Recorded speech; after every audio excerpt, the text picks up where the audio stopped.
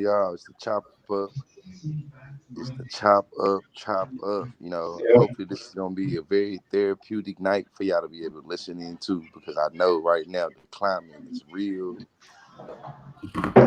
Y'all got something for pandemic. me to I don't share? know what I want to use. Yeah, we gotta go ahead and start sharing. Yeah. All right.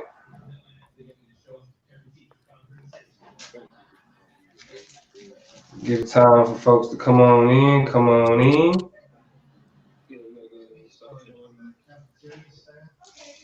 I can hear myself in the background, so somebody's sharing. Appreciate you.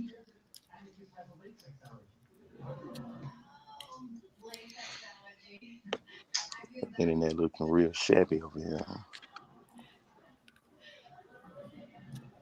Hey, appreciate y'all for joining us. Everybody, y'all say what's up as y'all come in. You know what I mean? Be a part of the conversation. What's good, y'all? Definitely appreciate y'all for joining us. Most definitely. Share the video, like the video, Hit because that it's love button. it's a lot to get into. Definitely a lot to get into today. What's good tomorrow? Jaleesa. Trying to share this one. Let me share Tiffany it. in the building. The usual suspects. Omar in the building. The usual suspects for sure. We definitely appreciate them. Yeah. Y'all tag me in something so I can post it. Man, my internet, my stuff's still loading. Lord have mercy. We had not, the video be acting kind of weird. Y'all go ahead and share the video. In the building. Hey, jump in the comments if y'all been working from home, man. Tell me what's good. What's going on? How many this is my first day working from home, and it was crazy. I taught a whole college course from this seat right here, this seat on the couch. How many of y'all working from the crib? Officially. Hey, From the crib. is there anything wrong with the video? Yeah, what's that feedback?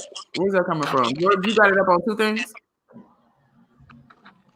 I haven't been able to share yet. I'm still like I don't know what's going on. Like when I go to the chop up page. I'm saying, do you have the videos up on two different devices?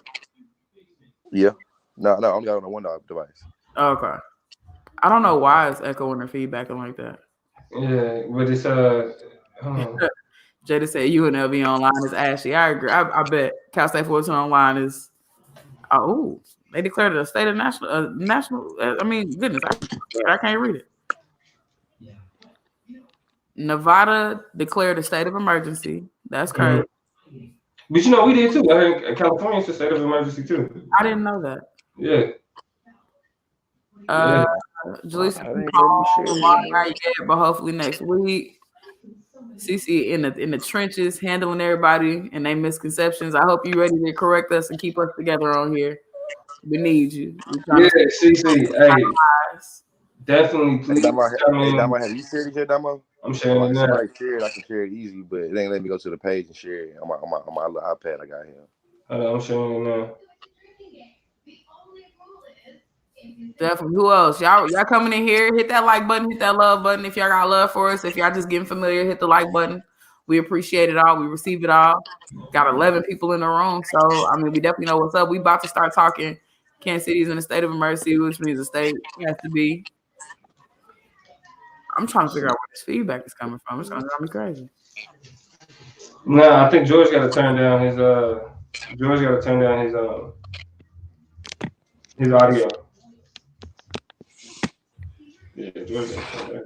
audio. Now is the echo still going? No. Yeah, I cut it down more. I cut my audio down. Appreciate it. Yeah. All right, Plug, where you at? Let's jump into this thing, man. Let's jump into it, man. I feel like I don't know what's going on. Yeah, I gotta share it though. So yeah, go ahead, get it cracking, Lee. Yeah, man. So y'all know what time it is. This week we in for the chop up. It's your boy Consciously, George Lee. Don't forget the Lee, GeorgeLeeSpeaks.com. Make sure y'all check it out. Y'all know who I'm with. It's your girl Toya G in the building on this Thursday night. It rained real good today here in the beautiful city of Buena Park, California. So I've been on some Low ZZZ type business all day long. But I'm out here. We in this thing. We in this thing. It's your boy Damo, the political plug, in the building. Very interesting time to be alive. You know what I'm saying?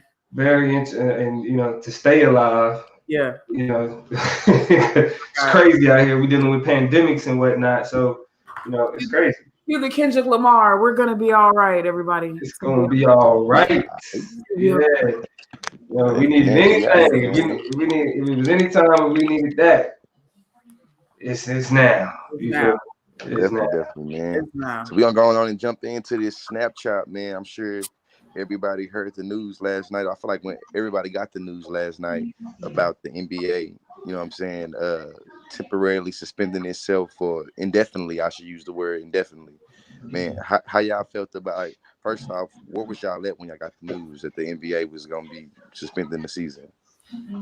I was teaching one of my classes, and it's crazy. I'm teaching second graders. My phone go off. You know, with them, you got to keep them engaged. And so my phone go blue, blue, blue. And I jumped. They was like, "What's wrong?" And I was like, "Life is changing." You can't talk like that to the kids. And kind of kept it pushing, but it was a shock. You know what I'm saying? And then it was crazy. I didn't respond or react as hard as he did, but y'all should go look for that Mark Cuban video. Mark Cuban is the owner of the Mavericks, the Dallas Mavericks. He was in shock. But he's been one of the realest people to speak out and really talk about how to respond to this issue, because he's pledging money from the Mavericks organization to make sure that the hourly workers who clean the arena, keep stuff together, do security, stuff like that, they still gonna get paid and get taken care of. So it was a shock. I was taken aback, but you know, it's good people in this narrative and in this story too. So I'm gonna miss my basketball. Yeah, man. I was at the gig and I'm thinking like, yo, we ain't been in the playoffs in 6 years, yo, 7 years, yo. Like, when I say we, I'm talking about. What are you talking about? I know when I say we, I'm talking about the Los Angeles Lakers. Yes. I mean, I kind of I really like this man. Hardcore. But man, we ain't been in that thing, you know, and since Kobe left, man, and to finally be on the precipice of a ring, just beat we beat the Clippers. We lost to the Nets, but we beat the Clippers, and we beat the Deers, the Bucks, you know what I'm saying? The Bucks. Mm-hmm. You know what I mean? Well, look, we showed the respect, and then the season gets shut down. So I'm like, yo, that's crazy. I mean, but to me, it also kind of highlight the seriousness of this though, because it's like to shut down the NBA season, that's money. Yeah, missing out. And then a lot of other money follow suit. You know, with other industries and other leagues. I saw quickly the NFL, the XFL, the NHL, the MLB. Pick a thing that was like, yeah, we are not doing spring training, not doing no recruitments, we're not sending no nothing. So. Goodness, y'all want to hear the craziest thing I heard? What's that? What? Niggas said that the government sent the coronavirus to the NBA because niggas weren't taking the coronavirus serious enough. And so I told you, get off of YouTube. Man, that's what they sound like, a YouTube conspiracy. What's the craziest conspiracy, y'all? And I want y'all in the comments to tell me some of this too. What's the craziest conspiracy y'all done heard about the coronavirus so far? Like the craziest thing that make you go, what is you niggas talking about? You know, the problem with it is it ain't been unique. You feel me? It's been like basic ass population control. You know what I'm saying? Like it's all I've really been hearing is it's a man-made virus for population control. Okay. What you see a lot about your feeds. That's all I got. That's what you've been saying. It's just a man-made virus. Nothing really creative. I mean, the only thing. Good. Niggas lost all imagination.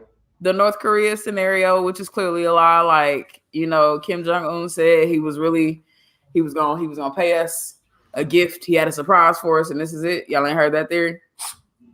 Y'all know the one person who was found with coronavirus in North Korea, they shot and killed? Damn.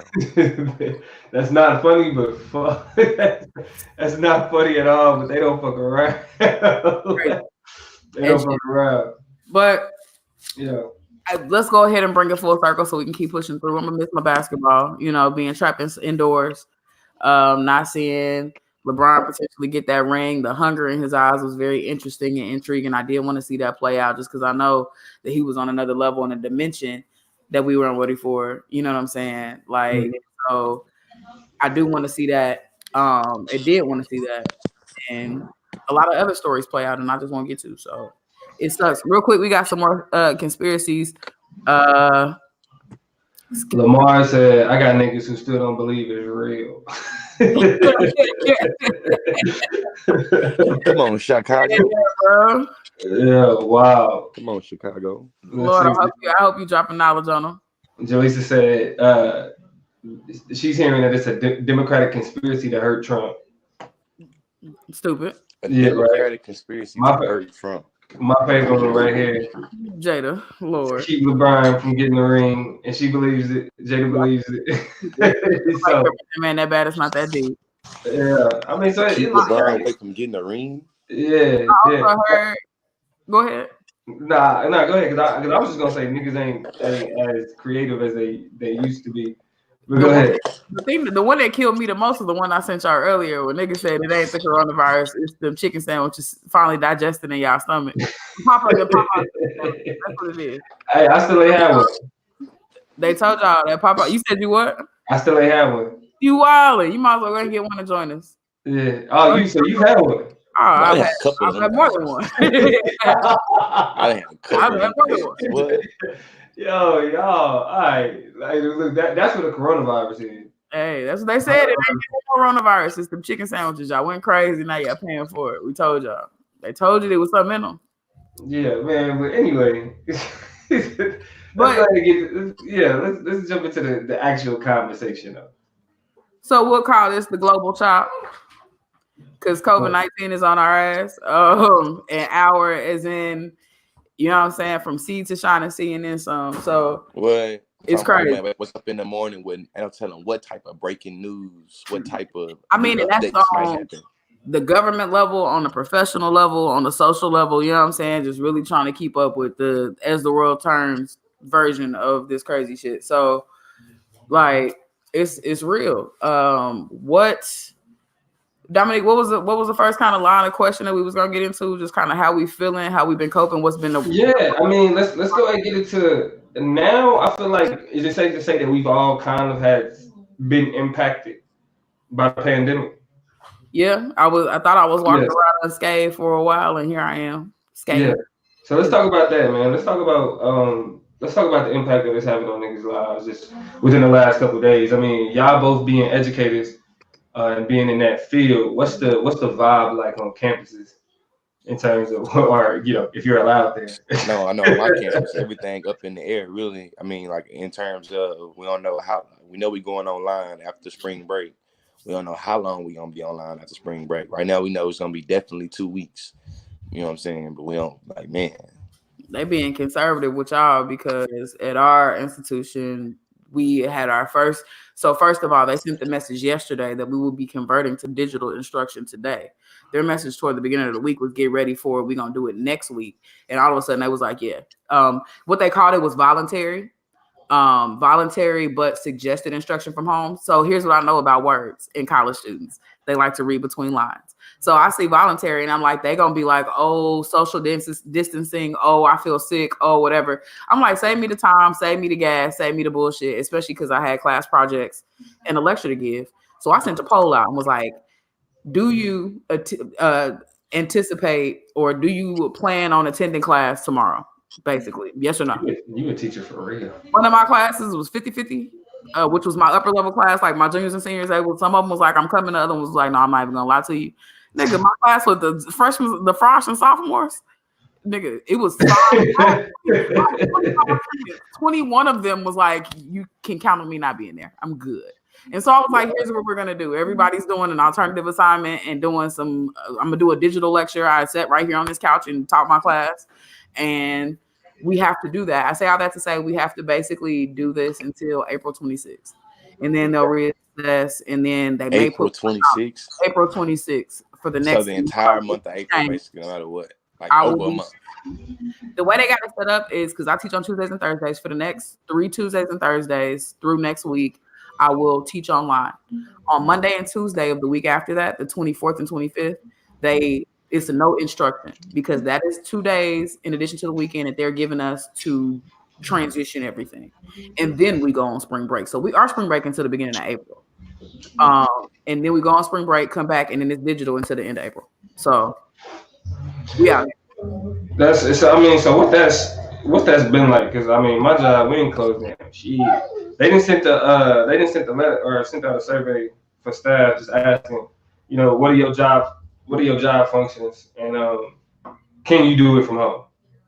So I mean I was honest with them. I was like, I can do this from home. You know, certain things I can't do from home or whatever, just because, you know, you gotta be connected to the internet and those type of things. So I really haven't seen too much shift in my life outside of not being able to watch basketball, like, for the most part. But with the way things going, I'm seeing some type of, you know, stay home for a little bit till we kind of figure things out. I mean, I chose not to go to the gym today. It's funny because the nigga was like, you know, a lady, the secretary, or not the secretary, but the receptionist, I'm leaving, and she was like, stay healthy. I'm like, yeah, I'm going to the gym. She was like, they shutting him down. I'm like, oh damn. Yeah, I was like, that's gonna be the next one. Like, I've been seeing that coming. So I mean, it makes sense. It makes sense because I think it's certain things that we do that we don't think about, that we be in so much close proximity to other people. I mean, I'm a workout who's just like, this is not COVID, this is not the coronavirus, this is a cold, and I'm about to sweat it out. Oh, I'm just gonna go to the sauna real quick. I'm just about to run this out. You know what I'm saying? Try to just, and so, you know what I'm saying? Like, you do it. You like, oh, I'm at the end of something. I'm cool. I'm good. You know what I'm saying? You go to the gym, trying to go ahead and feel like you back to normal. And what do? Yeah. Is you play yourself and you play other people when you do that shit. So the sweating and the low key, I think that's kind of what Rudy Gobert did. I feel like he felt like he was all right. Got to the tip off, or he got to the point where the plane about to take off. I don't think he was. From what I hear, he was not in Oklahoma City. He didn't travel with the team. He was just with the team that day. You know what I'm saying? Oh wow! And so, I mean, I think all it takes. I think what's, and I don't know y'all thoughts on this, like, you know, being a senior and having your graduation canceled. You feel me? Having, like, you know, the national debate tournament, which is like the NCAA tournament for collegiate policy debate, canceled. You know what I'm saying? Like.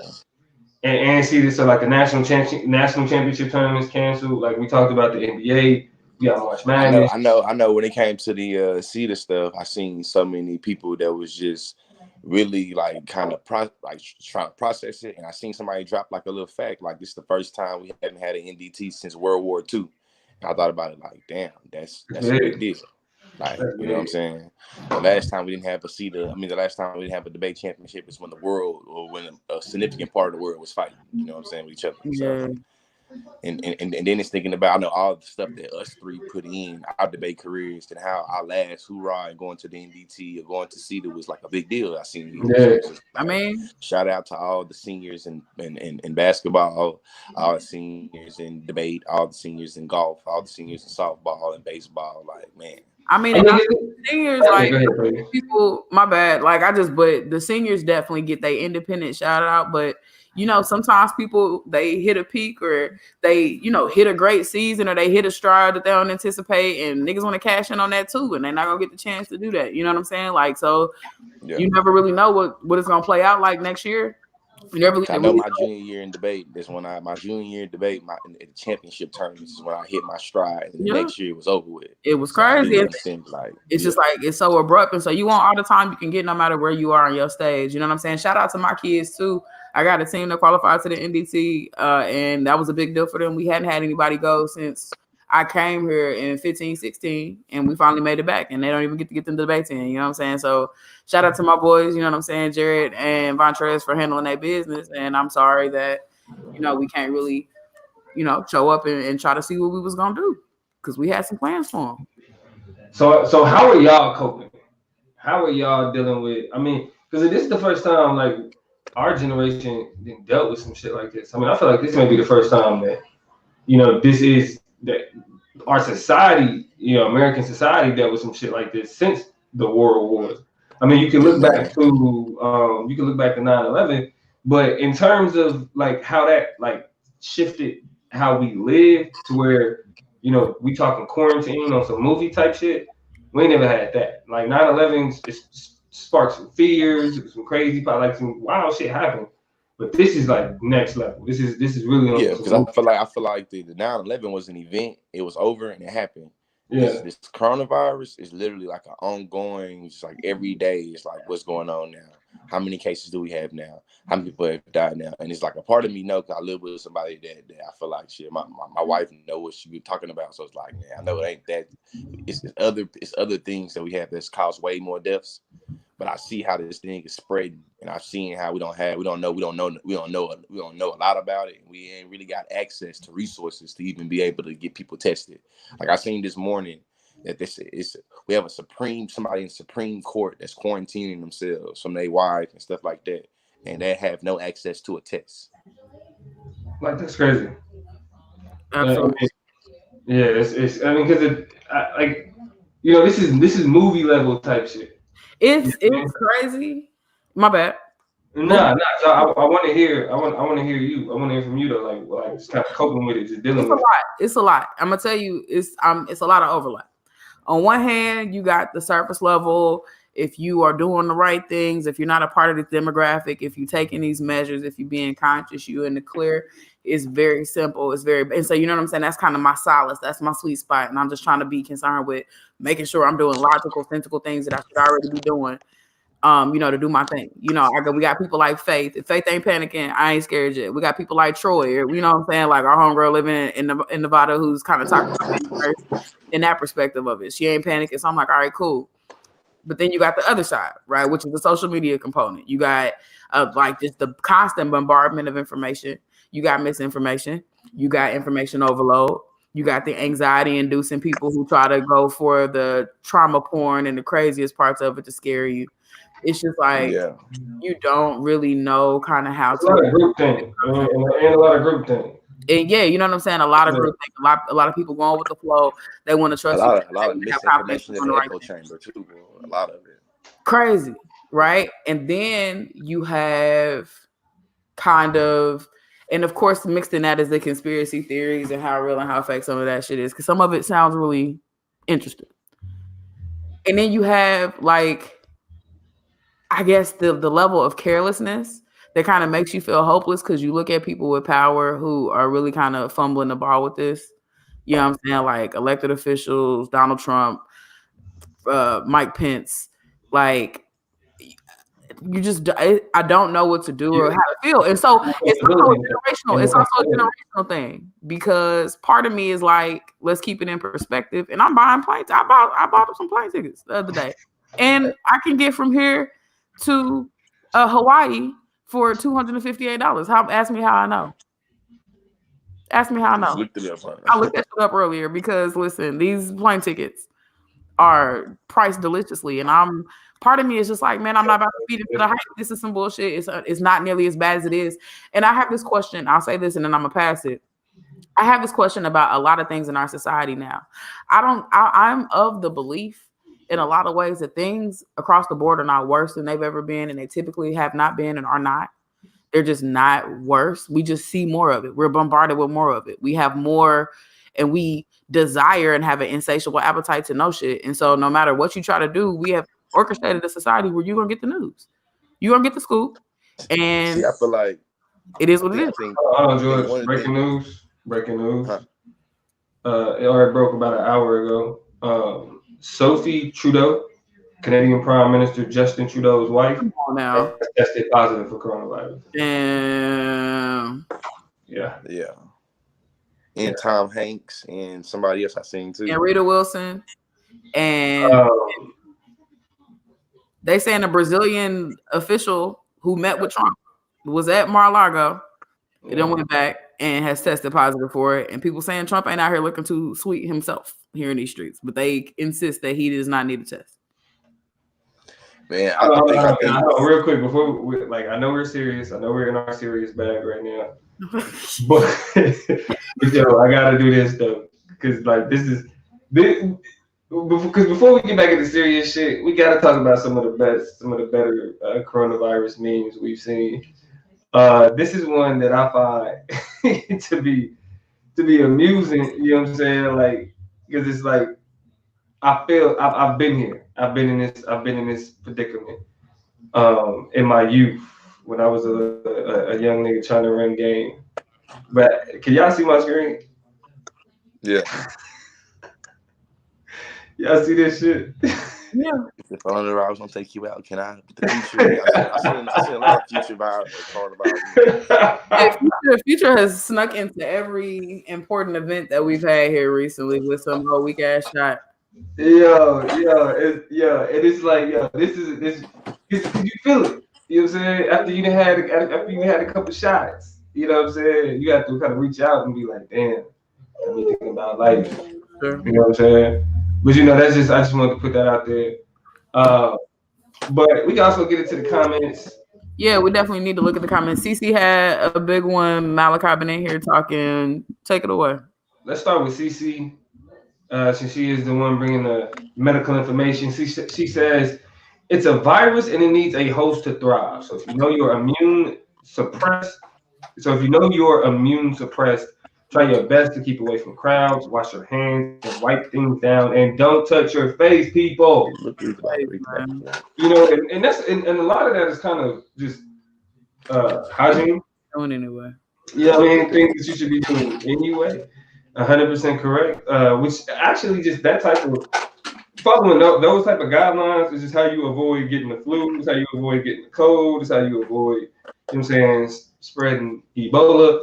You know what I mean? It's just SARS. You know what I'm saying? It's just the thing to do. Let's go back up here. Jaleesa says she was blessed, but people that I'm friends with that are hourly are getting put on mandatory time off for 2 weeks without pay. Yikes. That's crazy though. That's the economic impact that's far away from the stock market. Hey, much more real.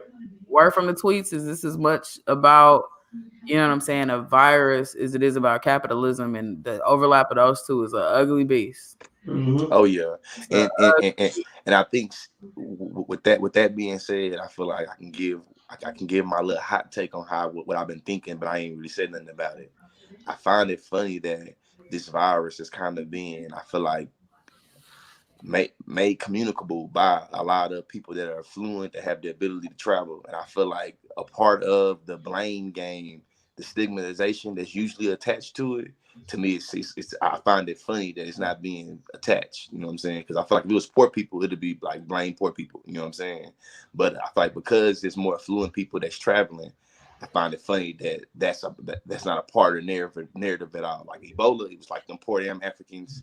They got George, actually, because we can't talk about the coronavirus without talking about the racist implications of how Asian people are being treated. Oh yeah, definitely got xenophobia with this. I feel like Asians, you know what I'm saying? But I feel like it's not. It's only sticking. It's not a problem for. It's like Asians are being, stereotyped, but it's not like an Asian problem, like how it would be a poor problem if it was something that, you know what I'm saying? Like Ebola was a poor African problem. I feel like the part of the media was spinning like those damn irrational, you know what I'm saying, savage like Africans that don't want to clean themselves, and gave the world this potential, you know what I'm saying, epidemic of the Ebola. And I feel like that's not a part of this, you know what I'm saying, corona. Now this is a serious one. Malachi says that his little sister is getting sick and they can't afford. He said we can't test her for coronavirus. I don't want to say afford. I don't know what y'all can afford, but with these tests, it's about accessibility, and we're hearing how here over in the United States we don't have the resources to test the people that we need. We got Americans quarantining themselves because they can't get a test. Another grade A tweet. Ask yourself why an NBA team of 53 or 58 people was able to get tested on the spot, but the average person struggles to be able to get a test. You know what I'm saying? Ask yourself why that's. I even seen it even deeper, just even thinking about what I seen on the news. You know what I'm saying, on MSNBC. We have a government official that's a part of the Supreme Court that doesn't have access to getting the coronavirus, so he's having to quarantine himself from his family. And we don't know if he got it or not because he don't have, because we can't get him a test. Alex says a lot of the media narrative is fear mongering. People say stay together, stay strong, but we have no way to actualize that. Undocumented people that can't be together, they can't go to a hospital. Yeah. A lot of folks don't have the ability to quarantine themselves the way they should because keeping a job paycheck. The media is taking people's energy and diverting it into fear instead of actually investing in preventative care that could help. I mean, I agree with that for the most part. I think that it's not the media's responsibility, you know what I'm saying, to invest into what's needed. Is more so the media's responsibility to inform people of kind of like what they're dealing with. I do think though, and let me know what y'all think about this. There's a thin line between the fear mongering and the proactive approach to a pandemic. Because the idea is that if you treat it more serious earlier on in the cycle of what's happening, then you can prevent a lot of the wild shit from happening later on. You know what I'm saying? I read somewhere that they were saying that, you know, addressing the pandemic on day 20 has a much higher impact than addressing it on 21, where just in that one day the pandemic could get that much worse. Mm. Oh yeah. So like we seen it with Italy. I feel like we seen it with the country of Italy. Literally one day, woke up the next day, and it was like it was crazy, right? So what do y'all? So how do y'all distinguish between the pandemic and like addressing it and taking it serious, and not getting caught up in the fear mongering? I think it's weird, right? Because I'm playing a game of faith. You know, I like to believe that good, decent people who are not necessarily connected to the upper echelons of the federal government, but that are in important positions, will begin to, you know, let the truth leak out, to make sure we're aware, to make sure, because it's not that the truth doesn't exist. It's just hard to get to it through all this bullshit. You know what I'm saying? It's hard to have a steady stream of it. And so that's why, like, I'm getting my news from 1,000 different places. You know what I'm saying? It's because it's like, what do I feel like I can trust? And so I'm trying to have good faith that, you know what I'm saying? Like, people are consciously letting us know what's good, but it's also a level of insidiousness. Tuskegee was real, you know? Like, bullshit is real. And what is it? Truth is stranger than fiction is what the old saying goes. You know what I'm saying? So that's one of my favorites. It's a lot of things we gotta parse out, and I haven't yet. And so my nerves are a little bit bad, but at the same time, my debate coach always said that the Titanic gonna go down. Why would the band stop playing? Shit, play a song. That's why I'm going on these flights. That's why I'm living. That's why I'm excited to not have to go drive and sit in traffic to go sit in the classroom. I will sit here and watch me a show until it's time for class to start. Like, that's fine. So I'm trying to keep hope alive. And George, you got kids, bro. So it's like, what you like from the mindset of a father. Yeah, kids are grown. What's kind of been your approach? I mean, right now, as long as I feel like not in the city I'm in, I feel like it'd be kind of, I still be able to take my kids to daycare and try to get my own get out my material, my curriculum online to be able to, I guess, teach my class online. But right now, though, it's just really being precautious and knowing that the coronavirus is most dangerous for older people and younger people. I got a 2-year-old and 3-year-old, so shit, really just trying to be as mindful and proactive as possible, you know. So we got another powerful comment from the champ Elijah. He said we need to stop thinking about how to stop the virus because the Trump administration dropped the ball and focused on adapting. Germany and U.S. scientists have said 70% of us will get it. That just made my skin crawl. You said what, Toy? That just made my skin crawl. Your skin crawl. Yeah. Yeah, that's wild. That's why. I mean, because the thing about it is, I think it's been a lot of. They're trying to create an equivalency between the flu and the coronavirus, especially in terms of like the amount of deaths and it's like a pick your poison type thing. But the coronavirus is something that you can get over. I think a part of that fear that people need to deal with is like, yes, if you have a compromised immune system, it's much more deadly. But if you were somebody if you can deal with a flu, if you can deal with a bad cold, if you can deal with a stomach bug, if you can deal with those types of things, then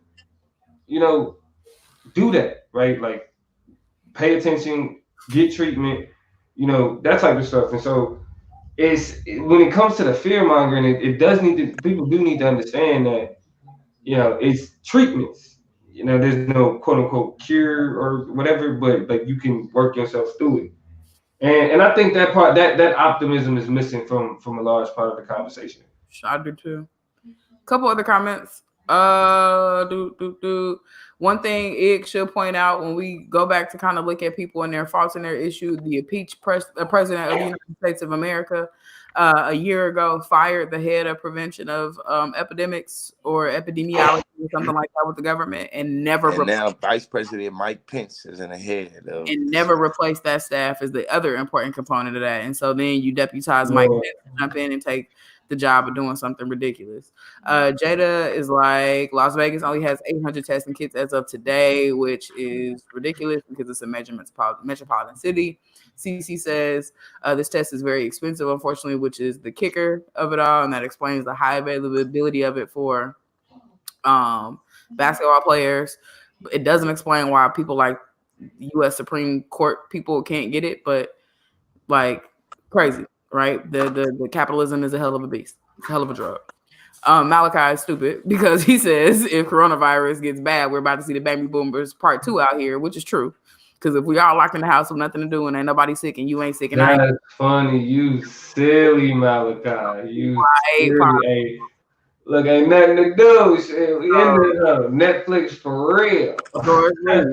Faith Lee, little baby Lee. Yeah. Julie said, "Nah, I'm cool with it." I got somebody. We can put the attention elsewhere. You know what I'm saying? But what other comments we got? Tiffany. I feel like Malachi dropping us some good information.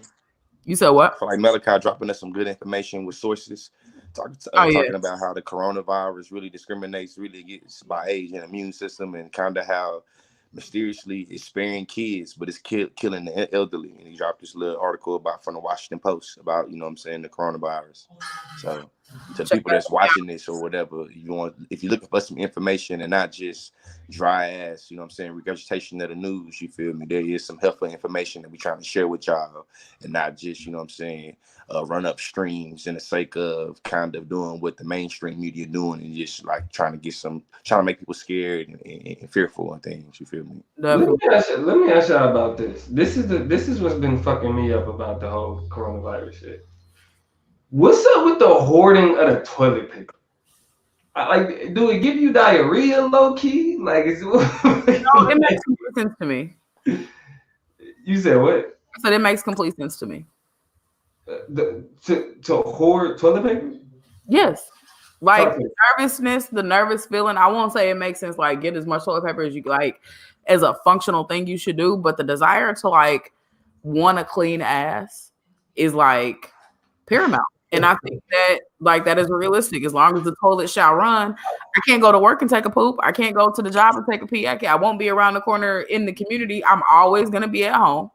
I have nowhere to go, so I toilet paper. And as a woman, I also think it's probably women buying a lot of toilet paper because we use toilet paper for a lot of shit. Everything from the front and the back to noses to cleaning kids to fixing makeup to doing a lot of shit. Toilet paper get used, and so I think we might just have a different relationship to how. Yeah, I mean, I feel like having a healthy amount, but I mean, it's like it's hand sanitizer, toilet paper, like food. You know what I'm saying? Like water is still available. Like, it's not all of the key functions is like, yo, what are y'all really scared of? Y'all, because it's like if it's just like, okay, the store gonna shut down, then it's a whole bunch of other shit that you should be getting too. I mean, I think the thing is that in terms of cleanliness, you got to kind of separate what the purpose of them is. Toilet paper is because people just want to be able to do basic shit like wipe their ass and the threat. Literally. Hand sanitizer is I need to be able to get clean on the go. If somebody sneezes on me, cough on me, if I feel uncomfortable at any time, I need to be able to fix that shit. If somebody's making me uncomfortable, I need to be able to offer them a solution.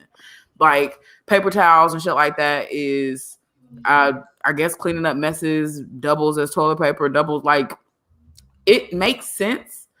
And then food is like not in jeopardy, except for now that the disease or the virus is spreading, things are getting shut down. So now people are like, oh shit, we need food too. So food is disappearing.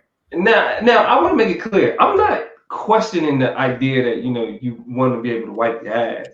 I'm saying it's more so it's excessive. You feel me? Motherfuckers getting months worth of toilet paper. You feel me?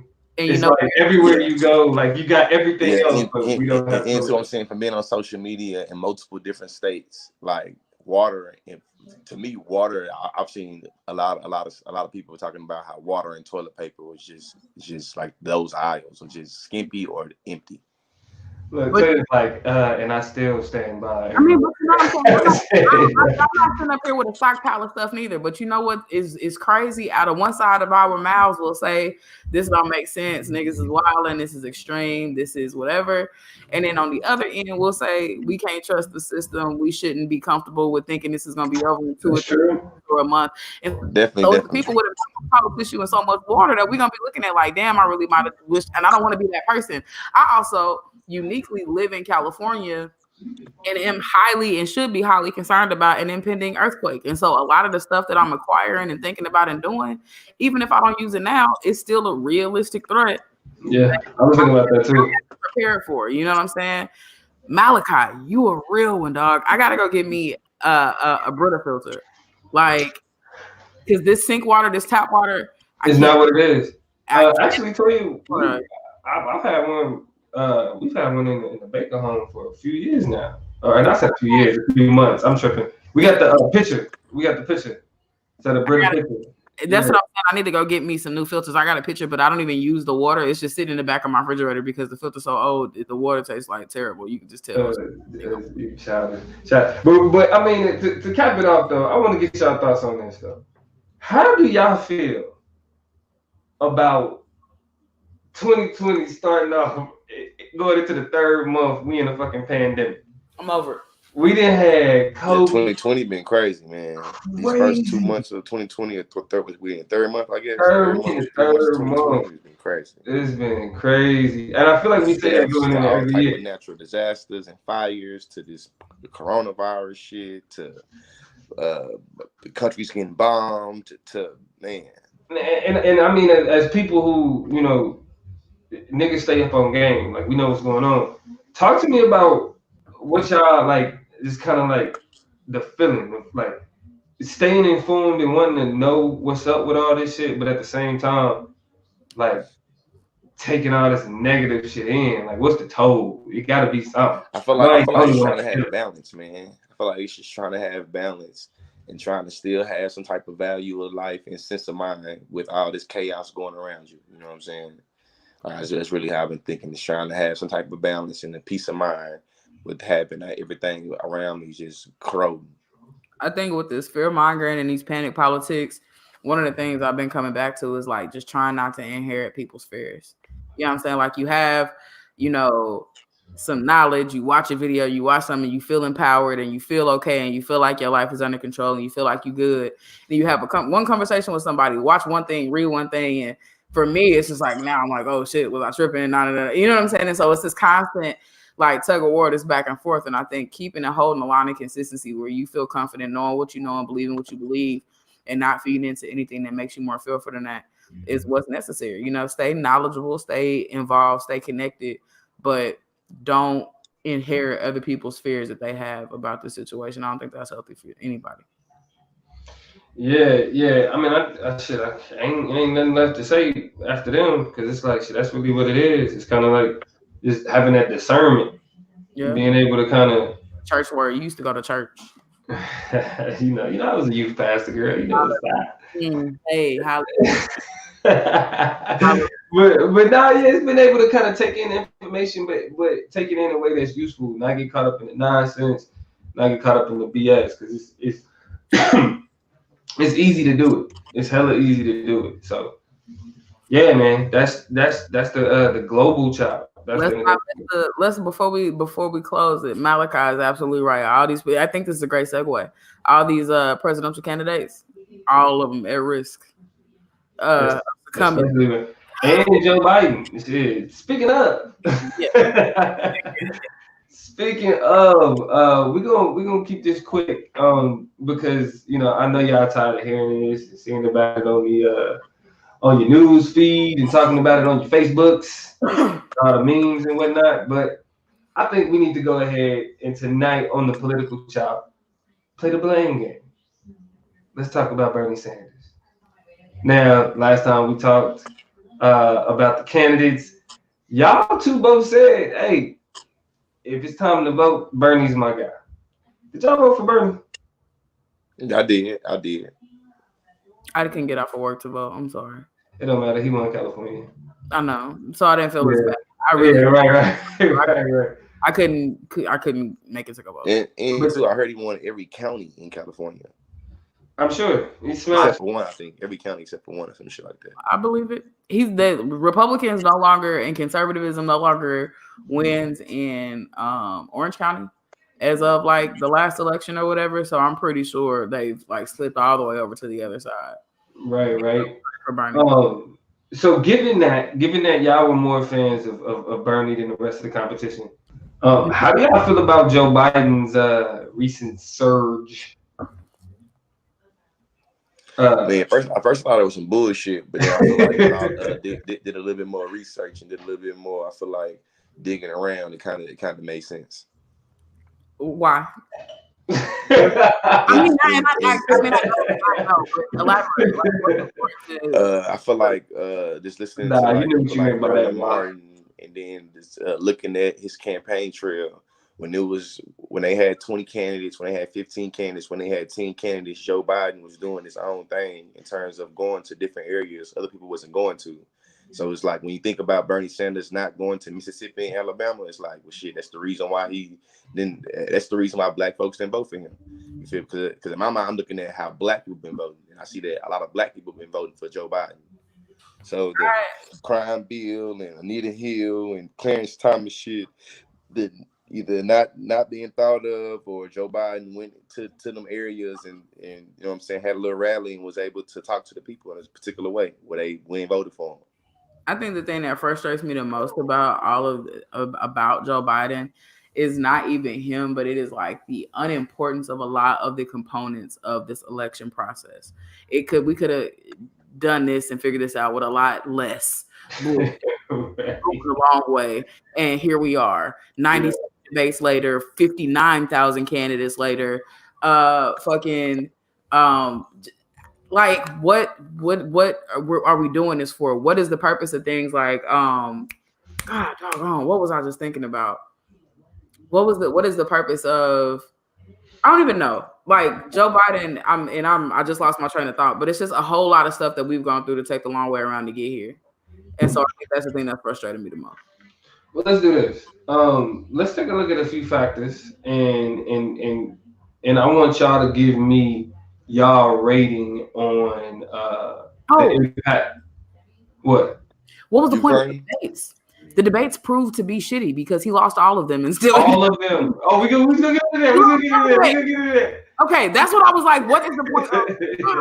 To me, I feel like Donald Trump winning the election showed me, because I feel like Donald Trump lost every debate with Hillary Clinton. But who cares? These debates are pointless and meaningless. Have I not been telling y'all that? Have I not been plugging y'all in on this? You've been saying, but I'm starting there. I'm gonna give y'all a factor, right? And I want y'all to rate on a scale from 1 to 5 the impact that y'all think that it had on Bernie Sanders and the Bernie Bros coalition failing to get the nomination. Okay. So let's start with the media. What we're hearing a lot is that, especially I know Malachi appreciate this. We're hearing a lot that the media has just been shitting on Bernie, not giving him a chance. And we know this has been true since 2016. So from that perspective, what rating, 1 to 5, what rating do y'all give the media in terms of the impact that it's had on fucking up the Sanders campaign? Like, in what way did the media fucking, like, what are you? We talking about media. What, like, how we talking about the debates, media coverage, like how they talk about Joe Biden or how they talk about Bernie Sanders, how they talk about his electability, how they talk about. It depends on where you get your news. You know what I'm saying? Like I think I in a lot of ways the media is no more guilty than like it's like how do you point the finger because it depends on what you watch and where you get it from and how you like your shit framed. I think CNN did a decent job at being the liberals that they are and capitulating to a little bit of both of them and kind of accentuating things to make it feel like they are objective as possible for the Democratic candidates that exist. But you look at MSNBC, I think they have a kind of a more traditional, kind of more moderate to me, like moderate leaning in orientation toward it. So it felt a little bit more Biden-esque. So it just depends on what you're looking at. Media plays a huge role. It plays a primary role, but I think it depends on what you're getting and where you're getting it. You still end up at a conclusion, but be it done, listen to 90 different people to get there. Yeah. But if we look at how let's say like MSNBC, for example, or even Fox News, how they talk about Bernie. The way that they've discussed his stances, the way that they discuss his policies. I mean, what again? I'm asking for a rating 1 to 5. What I get the media. I feel like now I understand the question. I feel like if we're talking about the media coverage on Bernie, I give it a 5. I think it's 5. Okay. Definitely. As a matter of fact, like 2 weeks ago, when people were sharing this, people keep on sharing the idea that Bernie Sanders wanted to take away a big percentage of people's check in terms of taxes and make under 30,000. Basically, the media says that Bernie Sanders is a socialist and a communist, and most people believe he's a socialist and a communist. When the media says that he wants to do a particular thing that's ridiculous, Bernie Sanders has to spend a lot of his time trying to justify and or explain away how the media, you know what I'm saying, how it's not what he's trying to do or how it's how we should understand it. Even the idea of him being a democratic socialist and what that actually means and what he say it means, the media owns the spinoff to what it actually to how people actually interpret it. Okay. And so in the same way, I give it a 4. Okay. All right. Well, what would you disagree with in terms of what George said in terms of the severity? I don't know that it's the level of disagreement as much as I think that there are people who also look at Bernie Sanders and are just like, nah, you still more of the same. Nah, you still old. You know what I'm saying? So people have reasons outside of the media picking out of it, which is why I don't want to give them too much power, but they have a lot of it. Right. All right. Well, those are interesting takes. But I'm gonna have to say a 2. I think in terms of comments over here too. Once I explain my position, we'll get to the comments. The reason why I say 2 is because I give validity to the idea that the media, even liberal media, has not been a friend of Bernie Sanders going back to 2016, right? But the reason why, even though the things that y'all are saying are true, the reason why I give it a 2 is because Joe Biden has not had the best of media attention. If we go back, at least a month back when Pete Buttigieg was winning the Iowa caucus, or even before then, Joe Biden was not leading in any polls. He was being viewed as a creep by most of the liberal media, especially in the Me Too movement. I'm very disappointed that went away. The creep. But the thing about it is it didn't necessarily. It's just the stories just kind of shifted, because I think what made Biden a sympathetic character was the attack from Trump in terms of Ukraine. Ukraine shit. Yeah, you feel me? So it's like, but to me, I feel like it's showing that the media having a big impact on how we view the candidates. Because to me, you're showing that the even though the media ain't been giving him a big bump in terms of letting him ride the coattails and be like the golden boy, they ain't been coming at him like they've been going at Bernie Sanders. And it's not whoa, it's Bernie, they doing Bernie wrong, forget Biden. It's like it is what it is, whatever. But I do think that the fact that he was Creepy Joe, and Creepy Joe went away, that narrative went away.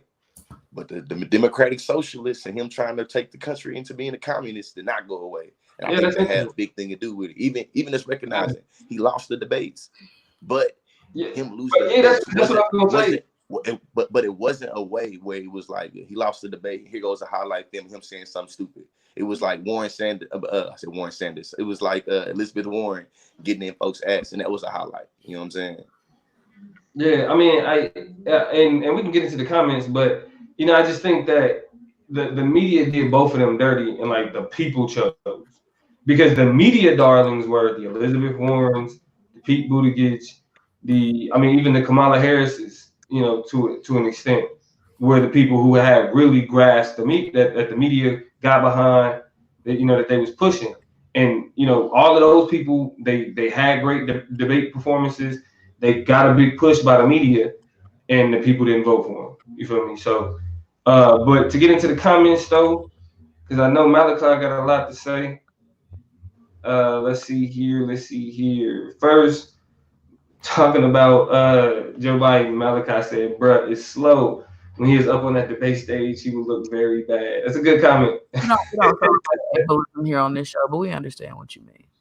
Right. We got to be conscious of our language there, Malachi. I know you know better than that. My boy Iggy said, Joe ain't do shit. Those black people think they voting for Obama again. Those niggas stupid in South Carolina. Biden voters. Come on, bro. Mississippi and in Missouri and in Michigan, and then what's the other M state? Keep it going. Come on. Yeah, Michigan, Missouri. I feel like this the point that Roland Sanders, that Roland Martin made, you know what I'm saying, on the show. It's like, well, you can say those black people is dumb, but it's like the black people, Biden run the black vote in damn near every state, damn near. That's what, man.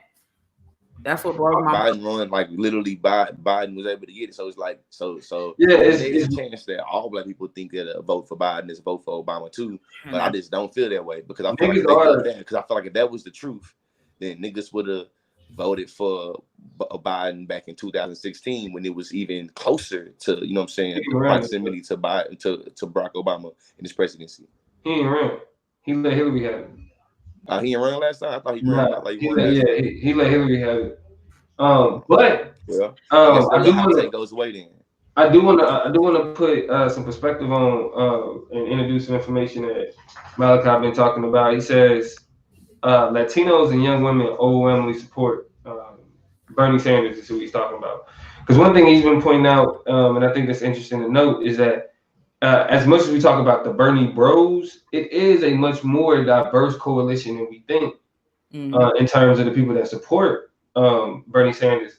The problem is they just don't make up enough of the electorate. It ain't enough of them, right? Like not enough people. It's not enough of them. Apparently, it's not enough of them voting, because young Latinos and young women apparently did not show up to do their thing for Bernie, which is why he did so poorly. A huge part of the voting block was missing because young people voted less for him this time around than they did in 2016, which is hella troubling, because niggas been on there. And I don't know, like, I don't want to be a boomer. I'm not a boomer.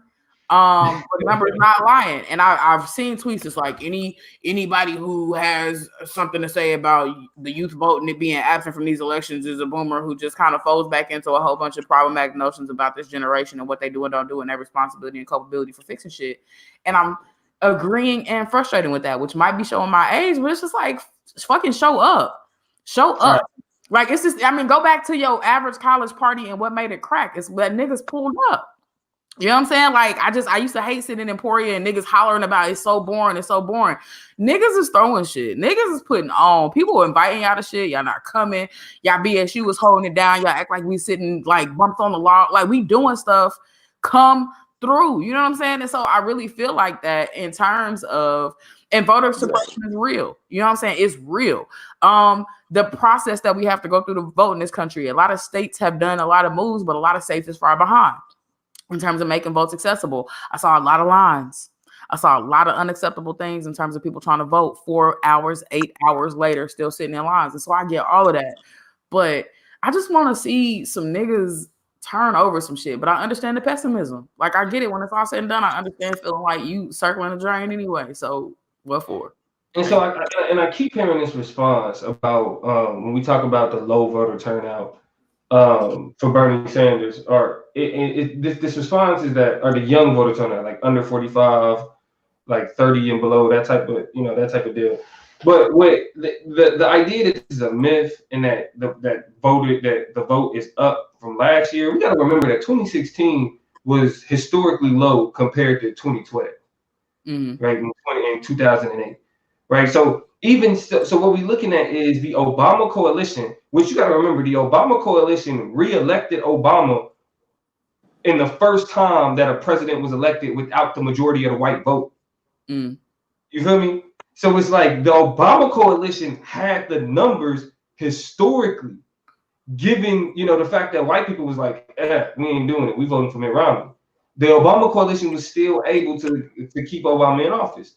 So when you say, okay, well, for example, I've heard claims that, well, youth vote is up 5%, say for example, say in Texas, right? Even though it looks like a smaller percentage.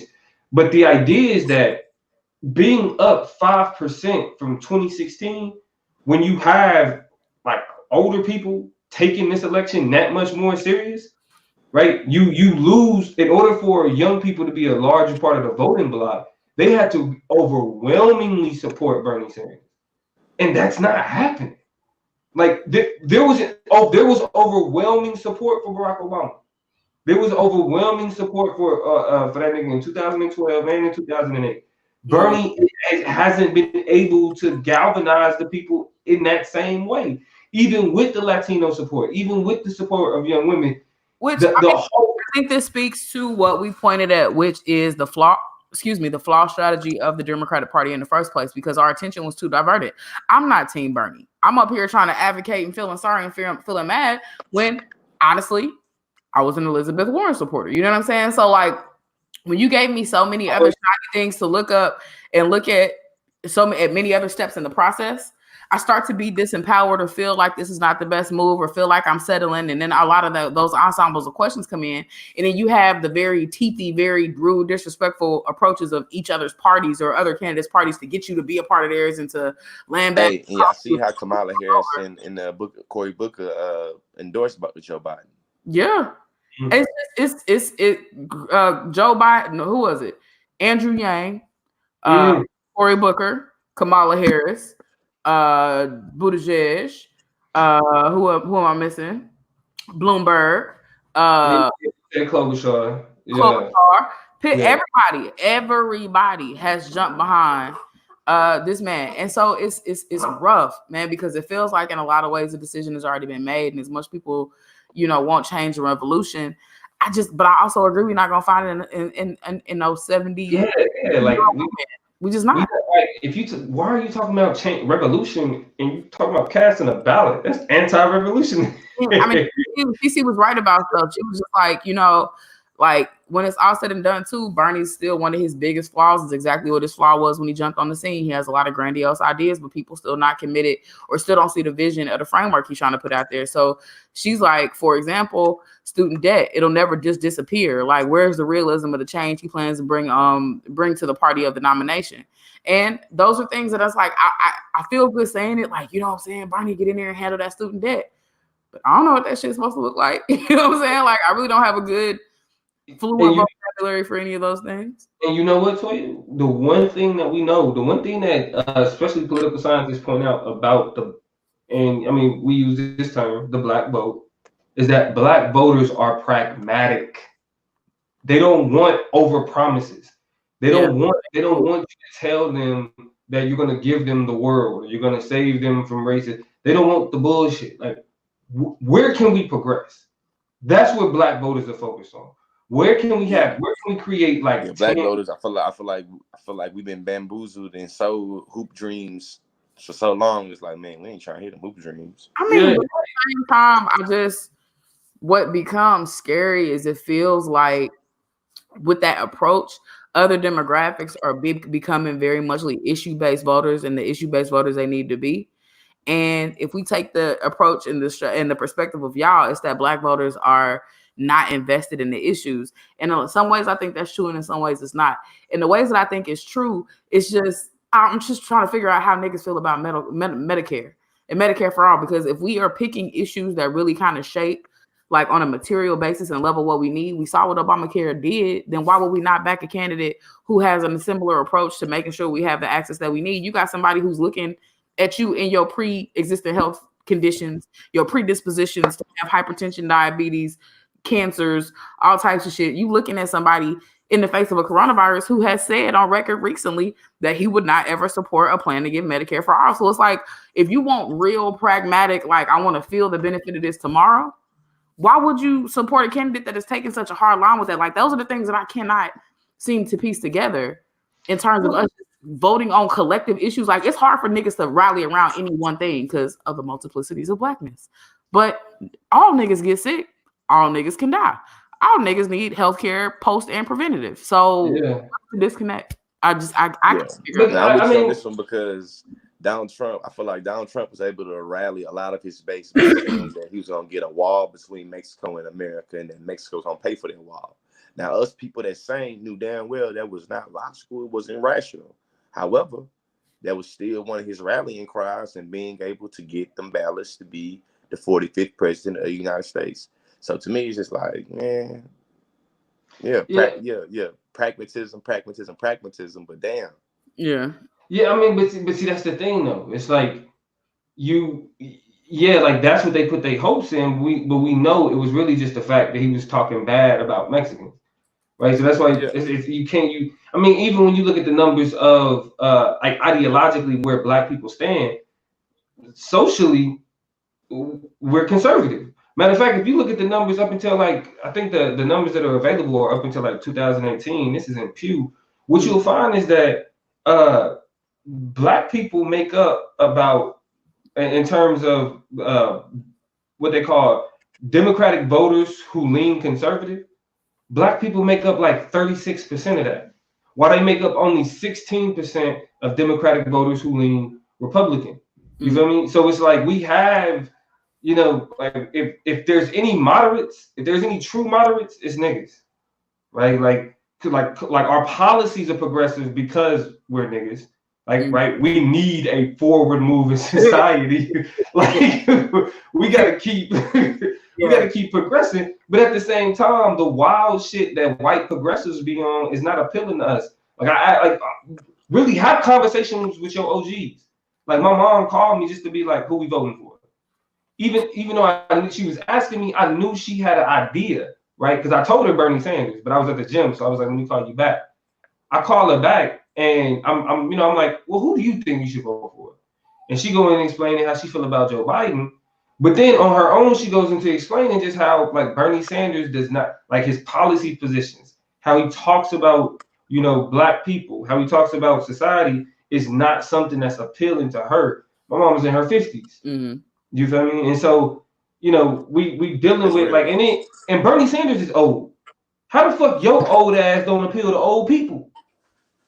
You feel me? Yeah, he too. I mean, that's some basic shit, but at a bare minimum, he doesn't. He's too minority. He's too minority, right? Like when you think about his approach, and what I mean is like not racial minority, but he is he's very heavily New York. He's very heavily Jewish. He don't comb his hair half the time. He's always, you know what I'm saying? Like he's always talking like this. Exactly, right? And so they feel a disconnect there with his, what some may call charisma, others may say abrasiveness, others may say aloofness, right? It depends on how you want to characterize what he does. But it's half of them think he crazy. The other half of them don't think he presidential enough. This is where we get right into that conversation about electability, right? And it's just they don't respectability, which is one and the same more times than not. And there we have it, right? Jump into these comments. For sure, we got Iggy. He says, Black people are conservatism because of the Black church. Niggas will risk it for the biscuits.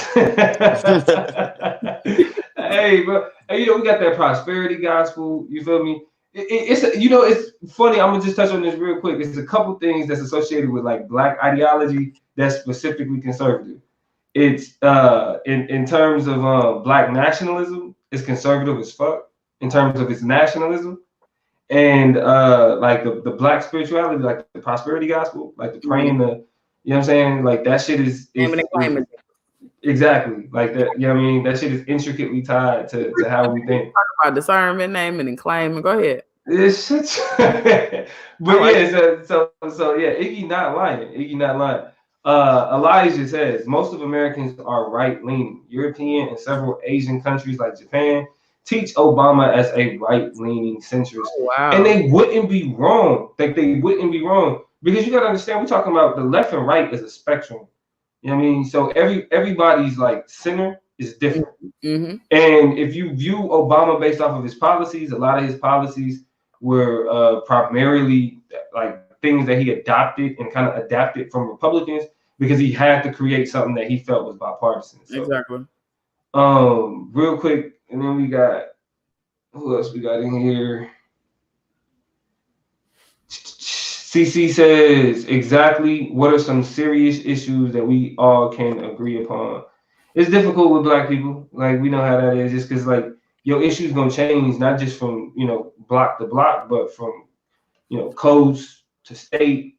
You know what I'm saying? To intersection. You know what I'm saying? Like I don't have everything to do or everything in agreement with every Black queer person that I, engage with, and that's just a whole bunch of other shit in there that just shape that worldview. You know what I'm saying? So, like I said, all niggas bleed, all niggas die, all niggas get sick, all niggas need to prevent something before it happened to them. Let's rally around some healthcare. I'd rather argue with a healthy nigga than I'd rather have a nigga around to argue with. So I'm gonna ask y'all this, and we can go ahead and wrap it up. I know it's getting late.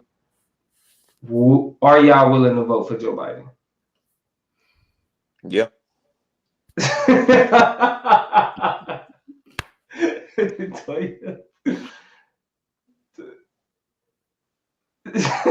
Well, I don't know what that means. Me neither, man. Jeez. What's up? Yeah. George a real nigga. He said, fuck it. If I have to do that, I'm not going to talk about it on the chop up.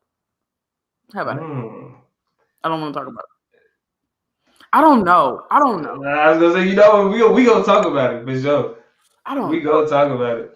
But hold on. Let me ask you this, though. I do not want to vote for Joe Biden. But, okay, so are you more willing to vote for Joe Biden than you were for Hillary Clinton? No. I would have voted for Hillary Clinton quicker. Wow. George?